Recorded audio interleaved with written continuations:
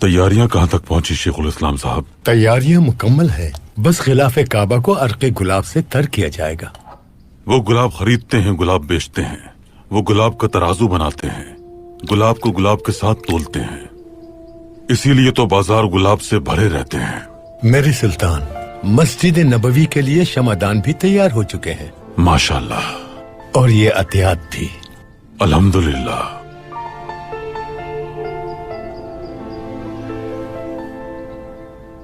गिलाफ काबा सबसे पहले हजरत इस्माइल अलैहिस्सलाम ने बनाया था।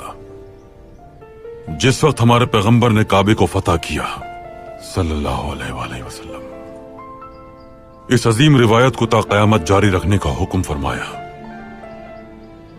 हमारे पैगंबर ने हम मुसलमानों को 3 तोहफे अता किए: कुरान मजीद, सुन्नत और उनके अहले बैत। इन खूबसूरत तहफ़ की हिफाजत पर मामूर हैं हम, और इन अजीम तहफ़ की वजह से हमारे दिल ईमान की रोशनी से मुनव्वर हैं। सुल्तान मुअज़्ज़म, हम कोई हदिया भेजना चाहे तो क्या करें? रसूल अल्लाह को जो बेहतरीन हदिया आप भेज सकते हैं वो उनकी तालीमात पर अमल करना है, सिद्क़ के दिल से इबादत करना और सुन्नतों पर अमल करना है। फर्जंद उस्मानियों की जानिब से भेजे जा रहे तमाम मादी तहफ़ हजरत बिलाल रजी अल्लाह ताला अन्हु के हदिये के बराबर नहीं हो सकते। हजरत बिलाल का हदिया क्या था? सिया बर्रे आज़म का खूबसूरत आंखों वाला बच्चा। वो पैगंबर के सच्चे आशिक थे, इस्लाम के पहले मुअज्जिन, तौहीद की सदा बुलंद करने वाले।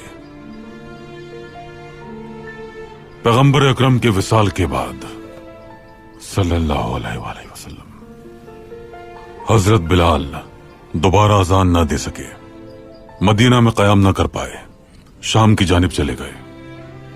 कई सालों बाद हजरत उमर शाम की तरफ गए, कुद्स फतह करने जा रहे थे। दोनों एक साथ वहां दाखिल हुए। पैगंबर अकरम के विसाल के बाद हजरत बिलाल ने पहली बार कुद्स में अजान दी।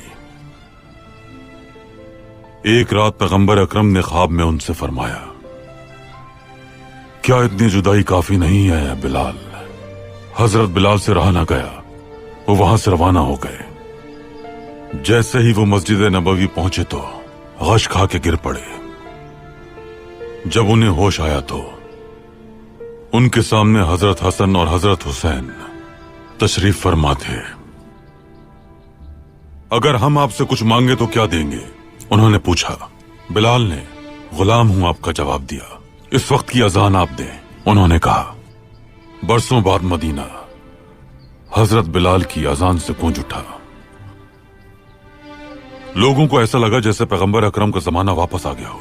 सब मस्जिद की तरफ भागे। मदीने की गलियों में बिलाल की आवाज गूंज रही थी।